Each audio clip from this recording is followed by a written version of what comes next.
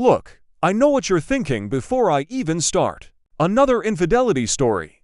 Big deal. People cheat. And yeah, maybe you're right. But this isn't just about sex. This isn't about a drunken mistake at a conference or some fling with an old flame reignited on social media. This is about betrayal so deep, so calculated, and so goddamn perverse that it makes my skin crawl even now, months later. It happened in the one place we were supposed to be safe. The one place we were paying a professional to fix us, Dr. Vance's office. That plush, beige nightmare where my wife, Laura, decided screwing our marriage counselor was the best way to save our marriage. My name is Hans. And Laura. She is my everything. Or she was. For 15 years. Met her in college, click as hell. She was the fiery art history major with eyes that could pin you to the wall, arguing passionately about some Renaissance painter I'd never heard of. I was the awkward engineering nerd who spilled coffee on her textbook. Don't ask me how, but she laughed. Not at me, with me. That laugh hooked me. We built a life. A good one. Good jobs me in tech, her eventually curating at a small gallery. A house in the suburbs that felt like a sanctuary. 2 kids, Ben and Chloe, who were the absolute best parts of me, even now. We had the arguments, sure. The sleepless nights with sick kids, the financial stresses when the gallery hit a rough patch, the slow creep of routine that makes intimacy feel like scheduling a dentist appointment. But it was our life. Our messy, beautiful, exhausting life. I loved her. Fiercely. Unconditionally. Or so I thought. The cracks started subtly. Less laughter. More silence filled with the glow of separate screens. Date nights became logistical nightmares we stopped trying to solve. Conversations about anything deeper than grocery lists or the kids' schedules felt like walking through emotional quicksand. We'd snap at each other over burnt toast. The warmth was leaching out, replaced by a polite, brittle distance. It terrified me. One night, after another tense, silent dinner where the clinking of forks was deafening, Laura put down her wine glass. Her voice was quiet, flat. Hans, I think we need help. Real help. I found someone, Dr. Vance. He comes highly recommended for couples in our situation. Our situation? What even was that? Drifting? Disconnection? It felt like a death sentence. But the fear in her eyes, the sheer desperation beneath the flat tone, mirrored my own. Okay, I said, the word tasting like ash, okay? Let's try, Dr. Elias Vance's office wasn't what I expected. No cheesy motivational posters. No overwhelming scent of lavender. It was sleek, modern, almost sterile. Expensive-looking abstract art on the walls, furniture that looked more sculptural than comfortable. He met us in the waiting area mid-40s, fit, sharp gray suit over a crisp white shirt, no tie. Salt and pepper hair perfectly styled. Handshake firm, gaze direct, assessing. He had this calm, unnerving presence. Like nothing could rattle him. He ushered us into his inner sanctum dominated by the couch. A huge, L-shaped beige monstrosity. He gestured for us to sit. Laura immediately took the corner, curling into herself slightly. I sat awkwardly on the long side, leaving a vast expanse of cushion between us, Dr. Vance took a sleek black chair opposite us, a low table holding a single notebook and pen between us. Hans, Laura, he began, his voice smooth, modulated. Thank you for coming. This takes courage. Tell me, what brings you here today? Laura spoke first, her voice trembling slightly. We've lost each other. The connection. It's like we're roommates, co-parents, not partners, not lovers. She wouldn't look at me. I swallowed hard. Yeah? What she said. It feels cold, distant. We used to talk about everything. Now it's just logistics, Dr. Vance nodded slowly, his gaze flicking between us like a metronome. Disconnection. A common, yet deeply painful, experience. It often stems from unmet needs, unspoken resentments, a breakdown in emotional attunement. He spoke with absolute certainty. My role isn't to assign blame, but to help you both rediscover the pathways to intimacy and understanding that brought you together. It sounded good.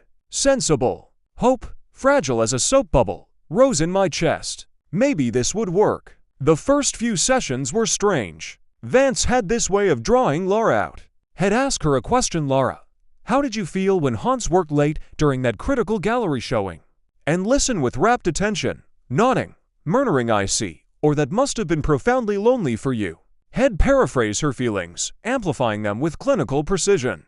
So, the lack of support felt like a fundamental betrayal of the partnership you envisioned? When it was my turn, his approach shifted. "Hans, Laura describes feeling abandoned. Can you explore what might have prevented you from recognizing her need for support in that moment?" It felt less like exploration, more like gentle accusation. Like I was being subtly positioned as the source of her unhappiness. I tried. God, I tried. I talked about the crushing pressure of my project deadline, the fear of failing my team, the stupid, ingrained belief that providing financially was showing love. Vance would nod, jot something down, then pivot back to Laura's emotional landscape. "Laura," hearing Hans describe his stress, "does that shift your perception of his absence? Or does the feeling of abandonment remain?" She'd shake her head, tears welling. It explains it, maybe. But it doesn't erase how alone I felt. How unimportant I felt. Vance would give her a look of deep empathy. "Your feelings are valid, Laura. Profoundly valid. Emotional neglect leaves deep scars." Neglect. The word hit me like a physical blow. Was that what it'd done? Neglected her. The guilt was immediate, corrosive. I started trying harder, listening more intently when she spoke, even about gallery politics I didn't understand. Planning surprise date nights, which often felt forced. Initiating hesitant physical contact, a hand on her back that she sometimes leaned into, sometimes subtly shifted away from. But Laura seemed different. Not better, necessarily, but focused. Energized, even. She started dressing more carefully for the sessions. Nothing overt, just sharper. A silk blouse instead of a sweater. Her hair always perfectly styled. A subtle application of her favorite perfume, the one she used to wear for our dates. She'd talk more in the sessions, her voice losing its initial tremor, becoming more animated, especially when addressing Vance directly. She'd make intense eye contact with him, leaning forward slightly, her body angled towards his chair rather than towards me on the vast couch. Sometimes, she'd laugh softly at something he said, a warm, intimate sound I hadn't heard directed at me in months. A pang of irrational jealousy would shoot through me. He was making her laugh. He was getting that spark. I dismissed it. Professional rapport, right? He was drawing her out, building trust. That was his job. And sometimes, after a particularly intense session where Laura had poured her heart out and Vance had validated her pain, she'd be softer with me on the drive home. Reach over and squeeze my hand. Once, she even rested her head on my shoulder. It felt like progress, fragile tendrils of hope pushing through concrete. I clung to those moments, ignoring the nagging unease about the dynamic in that room. Then came the scheduling changes. Vance had a cancellation. Could we come in earlier? On a day Laura usually had a gallery meeting. "I can move it," she'd said quickly, almost too quickly. "This is more important." Or he needed to shift our standing appointment later. "It's fine," Laura assured me. "I'll just work late at the gallery afterwards." Her phone, always previously left carelessly on the kitchen counter, started migrating to her purse, face down. She'd take calls in the backyard, her voice low. When I asked who it was always, "Oh, just work, you know how Brenda is," or the caterer for the next event, nightmare. One Tuesday, I came home unexpectedly early. A client meeting canceled. The house was quiet. Too quiet. Laura's car was gone.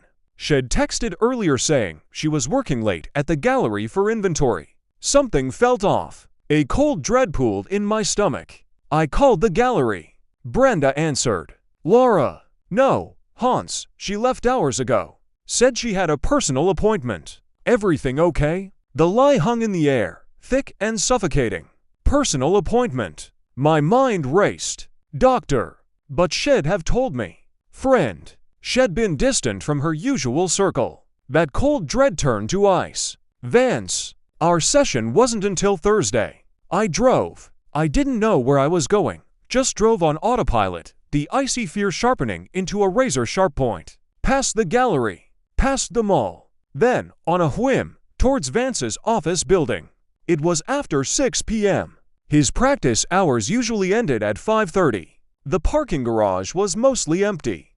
And there it was. Laura's familiar blue sedan.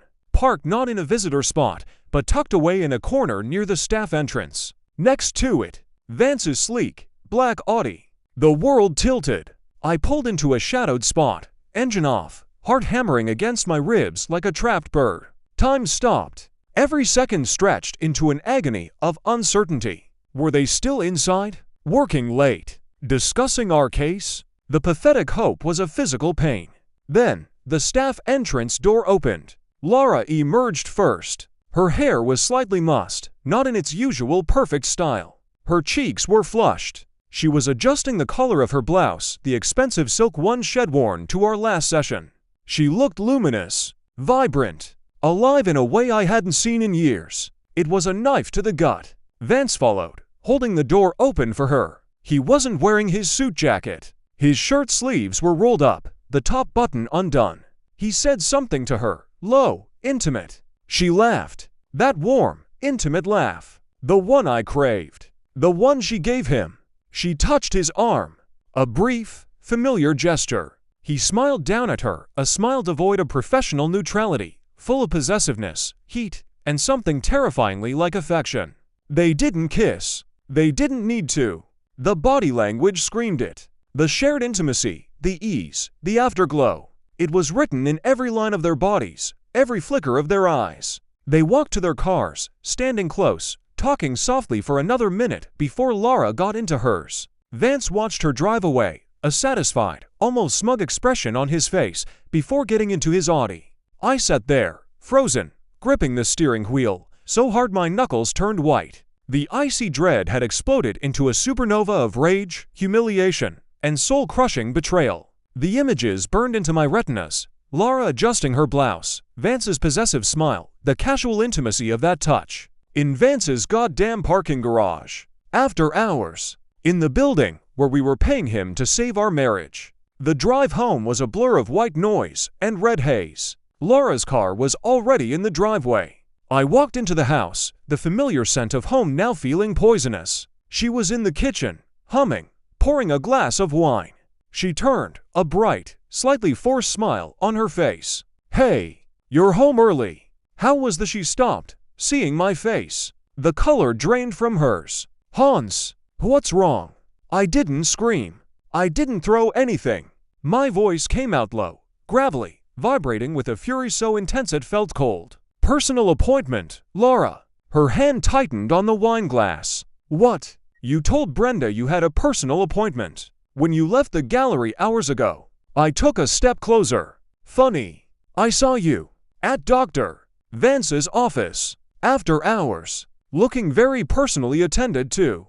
Her facade cracked. Panic flared in her eyes, quickly masked by defensiveness. Hans, it's not what you think. We just needed to discuss some things privately. My individual stuff. It got emotional. He was just comforting me. Comforting you. My laugh was harsh, scraping my throat. Is that what they call it now? Him looking at you like he wanted to devour you. You adjusting your clothes? That flush on your face? That wasn't grief, Laura. That was arousal. She flinched. How dare you? You followed me. You don't trust me at all? Trust. The word tore out of me, a roar that echoed in the suddenly claustrophobic kitchen. Chloe's door upstairs opened slightly. I lowered my voice, but the intensity only increased, vibrating with pure venom. Trust. You want to talk about trust. We are paying that man, that predator, to help us. We sit on that couch week after week, pouring out our guts, our pain, our failures, and you're freaking him. In his office, between sessions dissecting my supposed failings. Is that the breakthrough? Freaking the therapist? Tears streamed down her face now, but they weren't the soft tears from Vance's office. These were angry, defiant. You don't understand. You never understood. He sees me, Hans. He listens. He makes me feel alive. Something you stopped doing years ago. The justification. The absolute, breathtaking audacity of it. So that's the excuse? I drove you into the arms of the man we hired to fix us. Did he analyze your G-spot too? Was that part of the therapeutic process? Exploring unmet needs through transference? Is that the bullshit term he used? Stop it! She shrieked, covering her ears. It's more complicated than that. Complicated? I was shaking now, the cold rage threatening to consume me. There's nothing complicated about it. It's sick. It's a violation on every possible level. He took an oath. Laura, he exploited your vulnerability, our vulnerability. And you let him. You encouraged him. The image of her touching his arm, that intimate laugh, flashed again. How long? Since the beginning? Was our entire therapy just a charade? A front for your little affair? She didn't answer. She didn't need to. The guilt, the shame, the sheer panic warring with defiance on her face was confirmation enough. The silence screamed the truth. Get out, I whispered, the words barely audible, but carrying the weight of a collapsing world. Get the freak out of this house, now. Hans, please, she started, her voice breaking.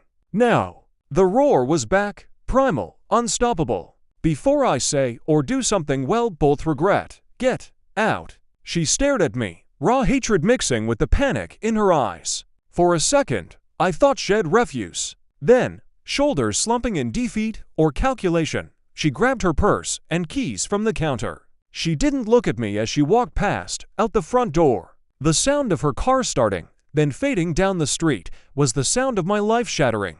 I stood alone in the kitchen, the silence roaring louder than any scream. The hum of the refrigerator, the ticking clock, the faint scent of her perfume still hanging in the air, now nauseating.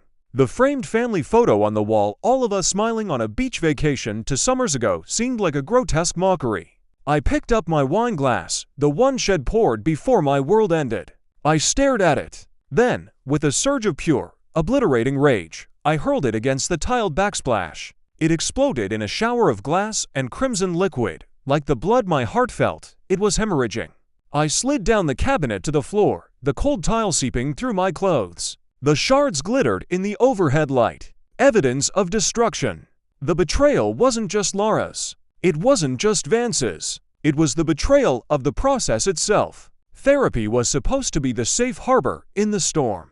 Instead, it became the shipwreck. He didn't just steal my wife, he poisoned the well of trust we were desperately trying to drink from. He weaponized our vulnerability, our shared pain laid bare on that beige couch, and turned it into foreplay. Every word of validation had given her, every gentle probing question, every insightful refrain, it all curdled in my memory. Had he been grooming her from session 1? Had he seen her fragility, her dissatisfaction, and seen an opportunity? Had he listened to my clumsy attempts to express fear or inadequacy and mentally cataloged them as weaknesses to exploit? The humiliation was a living thing, crawling under my skin. Sitting there week after week, pouring my heart out, well he knew. While she knew. The intimacy I'd craved, the connection I thought therapy might rebuild, was a sick joke. They'd been sharing a different kind of intimacy, right under my nose, fueled by the very secrets and pain I was confessing. Had they laughed about me afterwards? Had he used my words, my fears, to deepen his connection with her? The thought made me physically gag. And Laura, God, Laura, the woman who promised forever, who held my hand through my father's funeral, who kissed my forehead when I was sick, who built a life and a family with me. How could she look me in the eye after leaving his bed, his office, and sit beside me on that couch, letting me believe we were working towards us? The deception wasn't just an affair, it was a prolonged, calculated act of emotional torture performed in the one place it dared to hope for healing. The kids. Oh God, Ben and Chloe. They were at my sister's for a sleepover. Thank Christ for small mercies. How do I tell them? How do I explain that mommy and daddy aren't just fighting, but that mommy betrayed daddy in the worst possible way, with the man who was supposed to help us stop fighting? That their family, their safe world, is irrevocably broken? That the man they innocently called Dr. Vance is a monster who helped destroy it?